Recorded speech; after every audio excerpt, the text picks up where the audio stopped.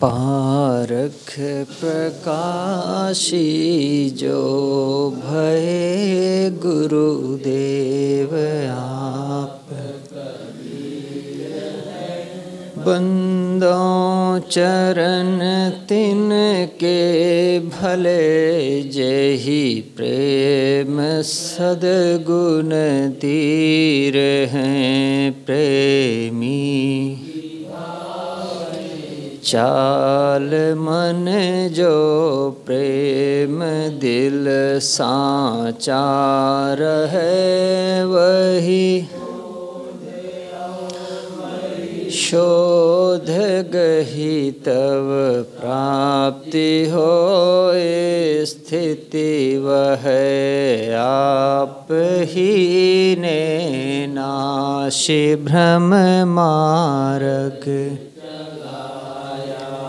ज्ञान का बीजक बनाया ग्रंथ जो सोई भया परमान का कबीर।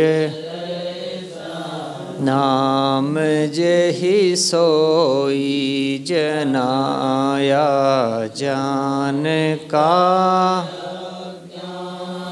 को जो हान करी वही बंदी मम मन मान का। ज्ञान को जो हान करी मम मन मान का।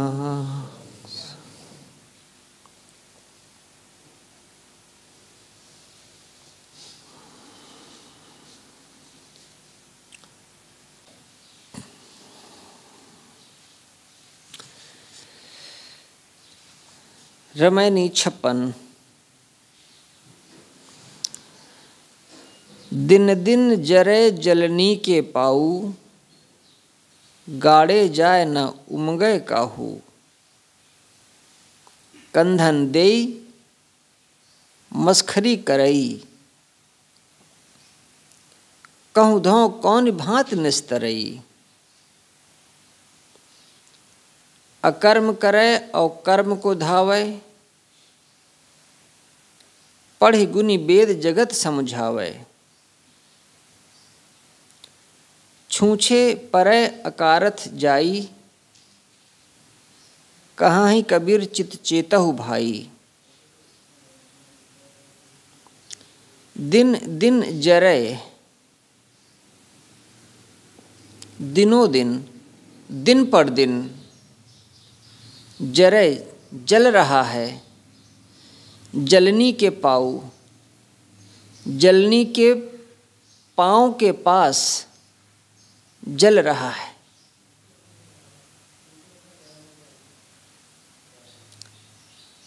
दिन पर दिन जलनी जो जलाने वाली है, जलनी के पाँव, ये जलनी के पाँव है। पाऊ, पाऊ मतलब पाँव, पाँव मतलब पैर। जो जलाने वाली है उसके पाँव के पास पड़ करके आदमी जल रहा है।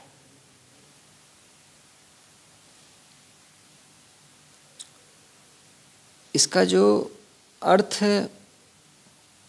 निकल करके आता है, जलनी माने जो जलाए।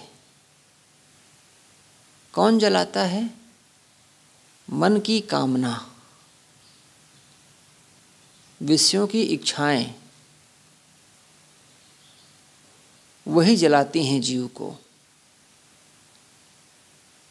भोगों की जो कामना है बस वो जलाने वाली है, और जीव दिन पर दिन इन भोगों की कामनाओं में जलता है। जो सरल अर्थ है वो ऐसा ही है। दिन दिन दिनों दिन जरे जल रहा है जलनी के पाँव। जो जलाने वाली है कामना, उसके पैरों पर पड़ा हुआ ये जीव जल रहा है।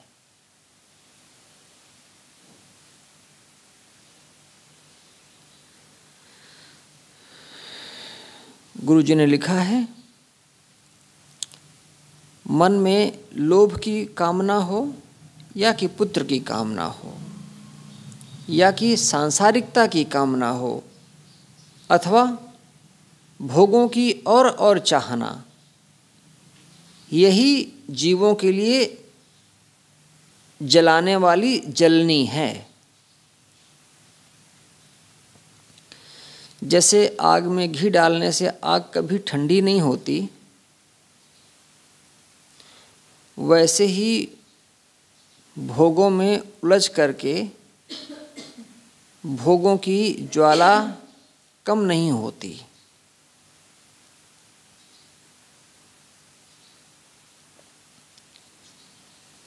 जैसे कोई बीड़ी तंबाकू ले तो जिस समय वो बीड़ी तंबाकू का सेवन करता है तो उसको लगता है कि मन तृप्त हो गया है, लेकिन इससे बीड़ी तंबाकू की तृष्णा तो बढ़ेगी ही। भोगों को भोगने से उसकी तृष्णा की ज्वाला निरंतर बढ़ती है।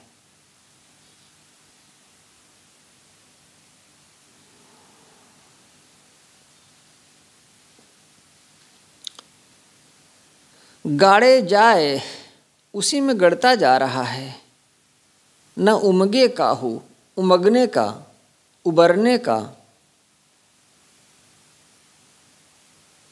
तो कोई दिखता नहीं है। गाड़े जाए, सब उसी में गड़े जा रहे हैं। न उमगे काहू, कोई उमगते हुए नहीं दिखता, कोई उससे उबर रहा हो ऐसा नहीं दिखता है।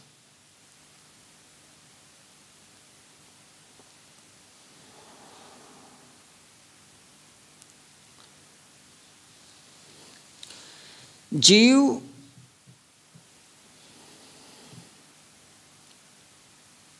अपने आप को वासनाओं में डुबोता है और फिर वही वासनाएं उसे खींचती हैं। एक बार झूले में बैठ करके उसमें वेग भर दो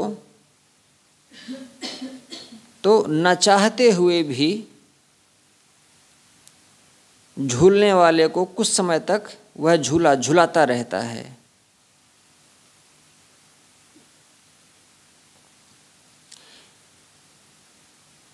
यदि मनुष्य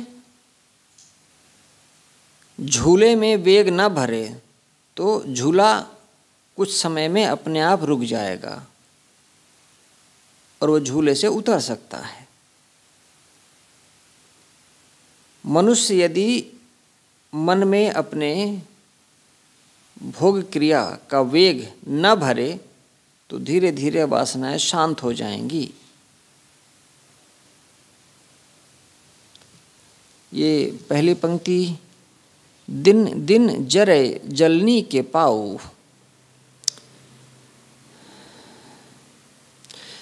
जो जलाने वाली वासना है उसके पाँव के पास पड़ा हुआ जीव जल रहा है। गाड़े जाए ना उमगे काहू, सभी उसी दलदल में गड़ते हुए दिखते हैं, उमगते हुए नहीं, बचते हुए नहीं।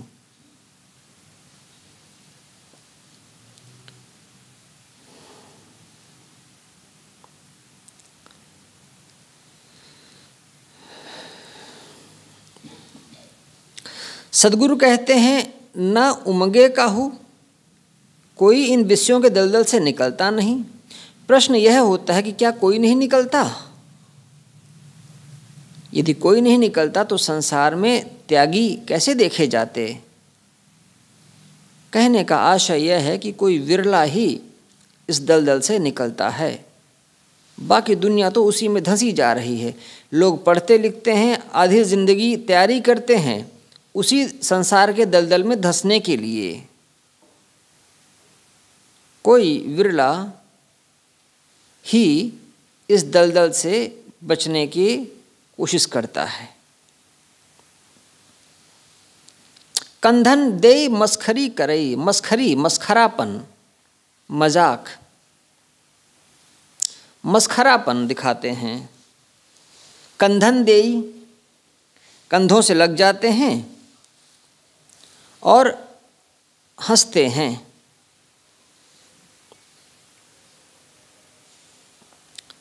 साधु संतों का मजाक उड़ाते हैं। जो सांसारिकता में सर से पैर तक डूबे हुए हैं, वो जब दूसरों को देखते हैं तो मस्खरी करते हैं, मजाक उड़ाते हैं, आँख मारेंगे, दूसरे तरीके से दिखाएंगे। दो आदमी चलेंगे, साधु को देखेंगे तो बोलेंगे तो नहीं, लेकिन एक दूसरे के कंधे पर मारेंगे, इशारा करेंगे, देखो देखो, हंसेंगे, बोलेंगे।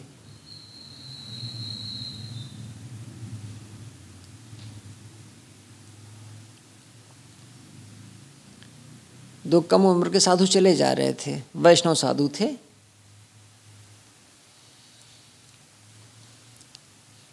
एक थोड़ा ऊंचा और तगड़ा था, दूसरा तगड़ा था, थोड़ा कम उम्र का था। दूसरी तरफ से एक देहात का आदमी अपने बैलों को हाँकते हुए ले जा रहा था। उसने देखा उन दोनों साधुओं को, तो मुंह में उसने तंबाकू रखते हुए साथी से कहा, देखो देखो, एक हल्के जोड़ी भर बैल चले आ रहे हैं, दो बैल चले आ रहे हैं, देखो, ऐसा कहा। दूसरे ने कोई जवाब नहीं दिया, चुप रहा।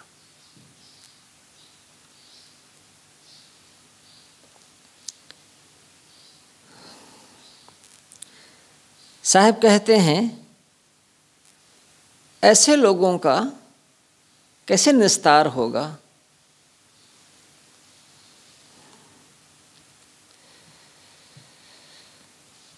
अकर्म करे और कर्म को धावे।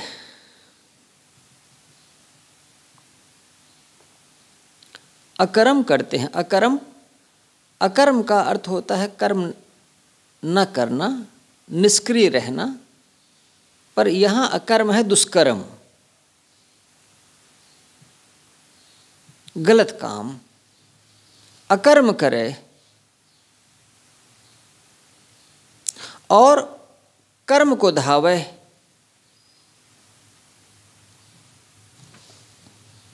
वो गलत काम करते हैं और कर्म को धावे। गुरुजी लिखते हैं, कर्म को धावे का अर्थ उन्होंने किया है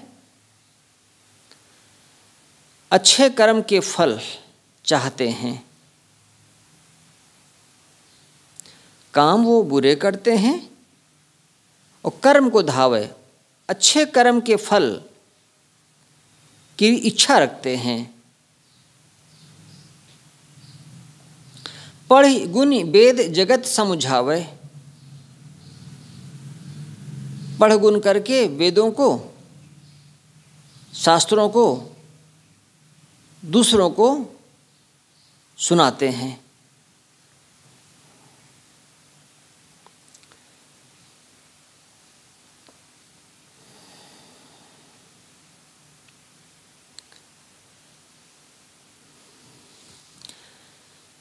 छूछे परे अकारथ जाई।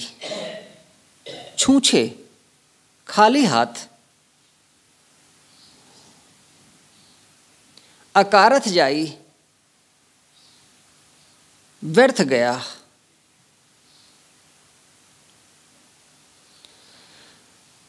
दुष्कर्म करते हैं और बदले में चाहते हैं कि अच्छा परिणाम मिले, और शास्त्र पढ़ करके लोगों को शास्त्रों का, वेदों का सार बताते हैं। सद्गुरु कहते हैं छूछे परे अकारथ जाई। ऐसे लोगों का जीवन छूछा है, खाली है, अकारथ गया, व्यर्थ ही गया। कहाँ ही कबीर चित चेतहु भाई।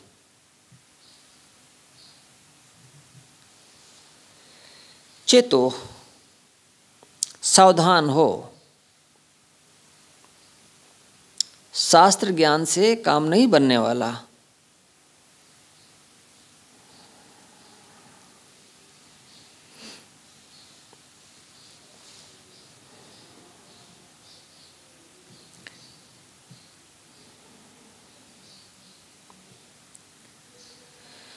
ऐसे लोग छूछे हैं, ऐसे लोग जीवन भर रोते ही रह जाते हैं, जिनमें सत्यता नहीं, ईमानदारी नहीं, और जो विषयों से ऊपर उठ करके जिनका मन संतोष में तृप्त नहीं हुआ, जिसके भीतर शांति नहीं है, ऐसा आदमी गुरुदेव लिखते हैं खाली का खाली है। बाहर से कोई भरा पूरा दिखे और भीतर से खाली हो तो क्या मतलब। संतोष रूपी धन से जो तृप्त है वह धनी है, वही भरा है। जो भीतर इच्छाओं में जलता है, वो बाहर से संपन्न भी हो तो भी वह छूछा ही है। असली धन तो मनुष्य के भीतर है, जो पवित्र संस्कारों का है।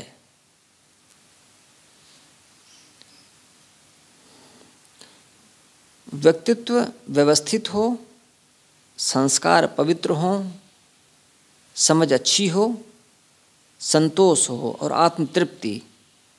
साहब लिखते हैं यही सच्चे धन हैं। जो इनसे संपन्न है वह भरा पूरा है, बाकी छूछे। इसीलिए साहब कहते हैं चित्त चेतहु भाई। हे भाई, मन से सावधान हो रहो।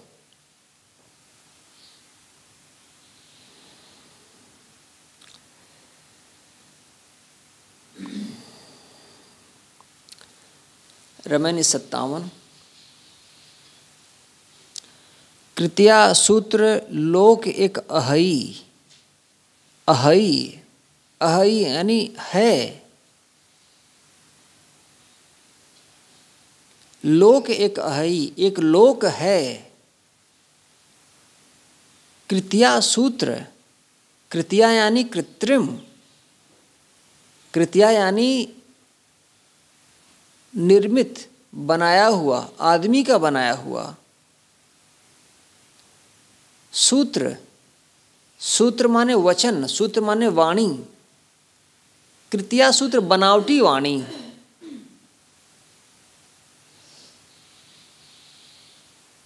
ये जो पुस्तकों में लिखा हुआ है वो सब क्या है? वाणी है। कौन सी वाणी है? कृत्रिम वाणी, बनाई हुई वाणी है। मुंह तो वही है दुनिया के लोगों का। कोई हिंदी बोलता है, कोई अंग्रेजी बोलता है, कोई पंजाबी बोलता है, कोई उर्दू बोलता है, कोई कुछ बोलता है। तो ये भाषाएं क्या हैं? ये सारी भाषाएं कृत्रिम हैं। उसी मुंह से चीनी आदमी चीन की भाषा बोलता है, जिस मुंह से अंग्रेजी वाला अंग्रेजी बोलता है और हिंदी वाला हिंदी बोलता है। अगर ये भाषा प्राकृतिक होती तो सब जगह आदमी वही एक ही भाषा बोलता। लेकिन दुनिया में 3000 से ज़्यादा भाषाएं बोली जाती हैं।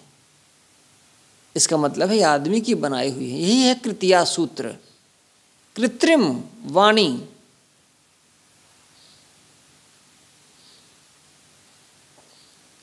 और ये वाणी धर्म ग्रंथों में लिखी हुई है। और क्या लिखा हुआ है? एक लोक है, एक दूसरी दुनिया है। अब तो ये थोड़ा सा नशा कम हो गया है। 1969 में जब पहली बार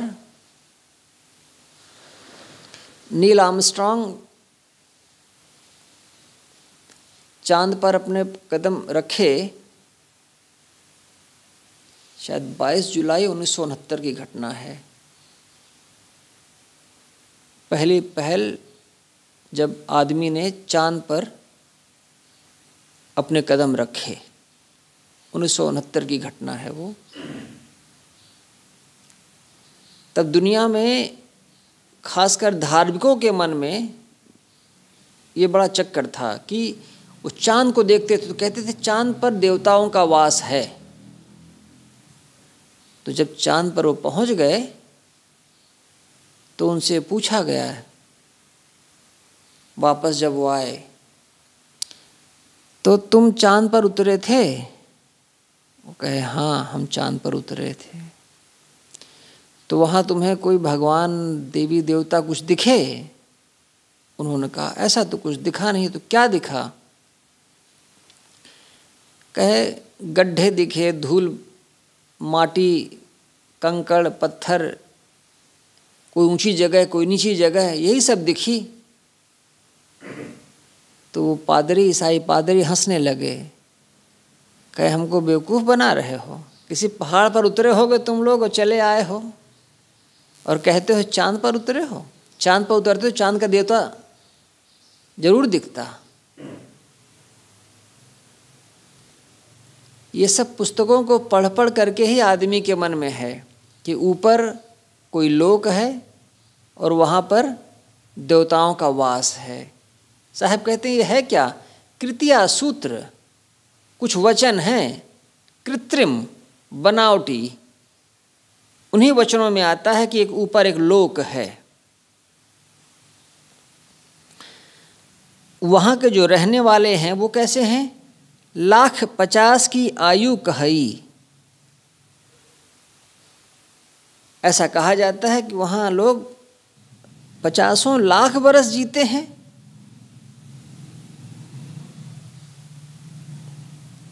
जो स्वर्ग में हैं वो बहुत बहुत दिनों तक जीवित रहते हैं। विद्या वेद पढ़े पुनि सोई। ये जो वेद है, वेद विद्या है, उसको लोग पढ़ते हैं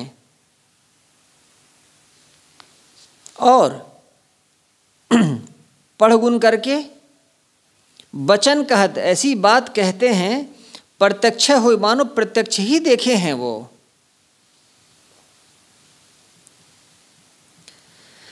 धर्म ग्रंथों की जो कृत्रिम वाणी है, जो बनावटी वाणी है, कल्पित वाणी है,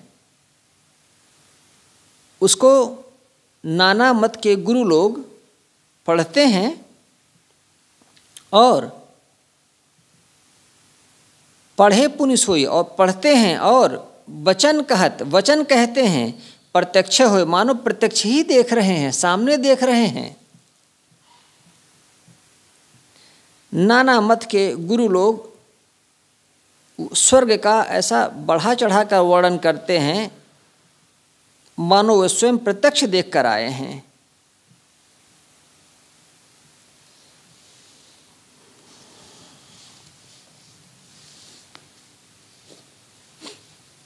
स्वर्ग के बारे में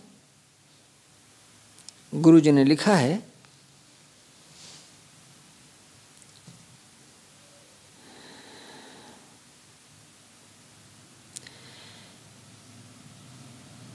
हर मत में स्वर्ग की कल्पना क्यों की गई है? क्या इस धरती के बाहर कहीं स्वर्गलोक है? वास्तव में इस धरती पर रहने वाले मनुष्यों की अपूर्ण इच्छाओं की सृष्टि ही स्वर्ग है। इस पृथ्वी पर मनुष्य की उम्र कम है और जीने की इच्छा पूरी नहीं हो पाती और उसे मरना पड़ता है। इसलिए काल्पनिक स्वर्गलोक उसने रचा और कहा यहाँ रहने वाले तो लाखों बरस जीते हैं। इस पृथ्वी की जो जवानी है आदमी की, वह बहुत थोड़े समय की है। साहब कहा कर 30 भय तो खीस भय, क्षीण हो गई जवानी 30 की उम्र में बस। और सुंदरता वो भी मनोनुकूल नहीं। जिससे हमारा मन लगा है उसकी भी जवानी और सुंदरता थोड़े समय के लिए, और जो भी वस्तुएं हैं बहुत थोड़े समय के लिए। और जो धरती है ये भी अनसुहाती है, धूल कीचड़ खाई खंदक कांटों से भरी हुई। इसलिए मनुष्य ने कल्पना किया कि आकाश में एक लोक है, वह चमकता हुआ है, वहाँ के मकानात हीरे मोती के बने हैं, सड़कें मानो सोने की बनी हैं, वहाँ रहने वाले लाखों करोड़ों वर्ष जीते हैं, वे सदा जवान रहते हैं, उनको सुंदरी स्त्रियां मिलती हैं और उनकी जवानी क्षीण नहीं होती। भोगों को भोगते रहो और शरीर थकता नहीं। अविवेकी मनुष्य अपने मन में ऐसी 1000 कल्पनाएं रखता है, इसलिए वो मरने के बाद स्वर्ग चाहता है। साहब ने लिखा, सुअर का भोग हो और चाहे इंद्र और इंद्राणी का भोग हो, दोनों एक जैसे मलिन हैं। लेकिन शास्त्रों में इसको इतना बढ़ा चढ़ा करके रखा गया है मानो यही जीवन का लक्ष्य है। मुसलमानों के यहाँ जो ग्रंथ हैं उनमें तो लिखा है कि स्वर्ग में पानी की नदियाँ होती हैं, क्योंकि वो मुसलमान अरब में है, वहाँ समुद्र है नहीं, वहाँ नदियाँ हैं नहीं। तो जो उनका स्वर्ग होगा उसमें पानी की नदियाँ होंगी और शराब की नदियाँ होंगी, बड़े बड़े बाग होंगे। अरब में ही मुसलमानों के स्वर्ग रचे गए हैं। अरब में पानी और पेड़ दोनों का काफ़ी अभाव है, इसलिए स्वर्ग में उनका प्रबंध कर लिया गया है। हमको मालूम है जन्नत की हकीकत लोगों, दिल के खुश रखने को गालिब ये ख्याल अच्छा है। हकीकत स्वर्ग की हम जानते हैं ऐ गालिब, लेकिन दिल के खुश रखने को ये बहुत अच्छा ख्याल है और कुछ नहीं है, कल्पना। इस पद में, इस रामायणी में साहब कहते हैं, पुस्तकों में पढ़े हुए लिखे गए स्वर्ग के बारे में लोग पढ़ करके ऐसे बताते हैं मानो स्वयं प्रत्यक्ष देख करके और रह कर आ रहे हों। पैठी बाद विद्या की पेटा, पेटा माने पेट में, मन में बैठ गई है बात विद्या की। पुस्तकों में जो कुछ लिखा हुआ है उसको लोगों को इस तरीके से बताया गया, सुनाया गया कि लोगों के मन में वो सब बातें बैठ गई हैं। साधारण जनता के मन में धर्म ग्रंथों की ऐसी फिजूल बातें बैठ गई हैं और भ्रामक गुरुओं के इशारे से जनता भ्रम में पड़ गई है।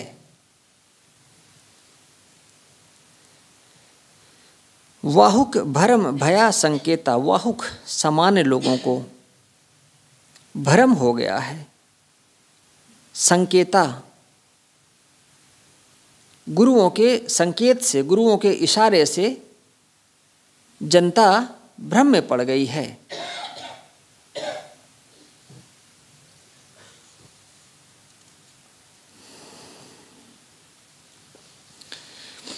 आम जनता के मन में यह कल्पित वाणी बैठ गई है।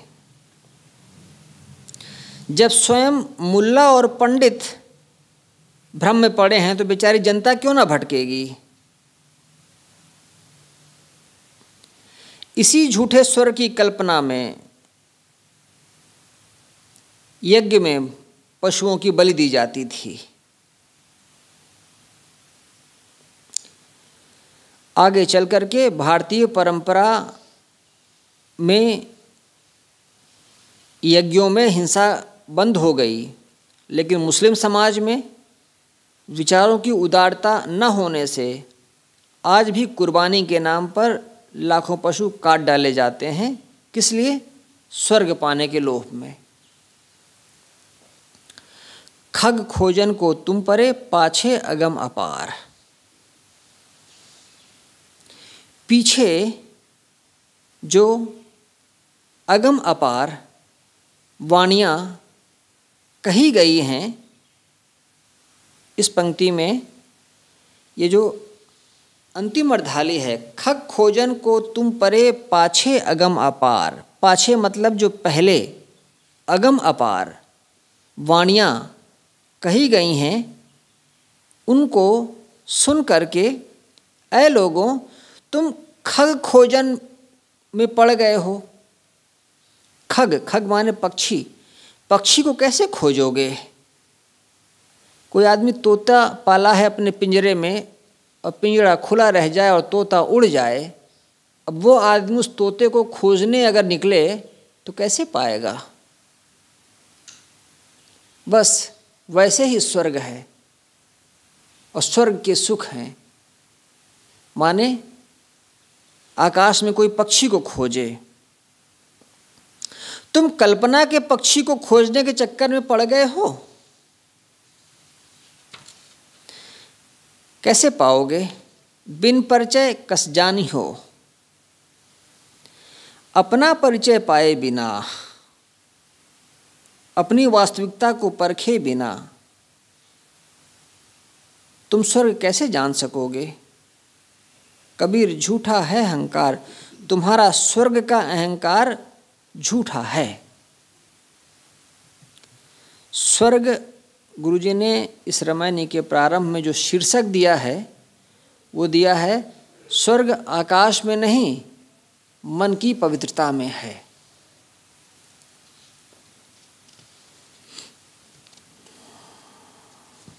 इस प्रकार ये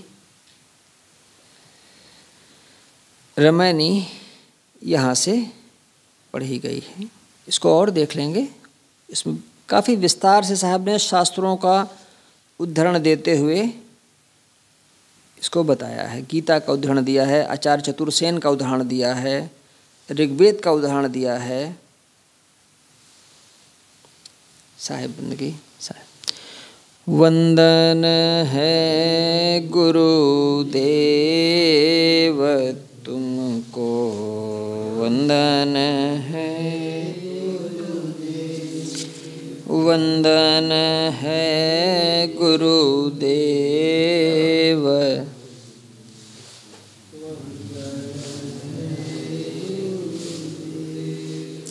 काल जा के फंदा भारी, काल जाल के फंदा भारी, परख खायो भेव तुमको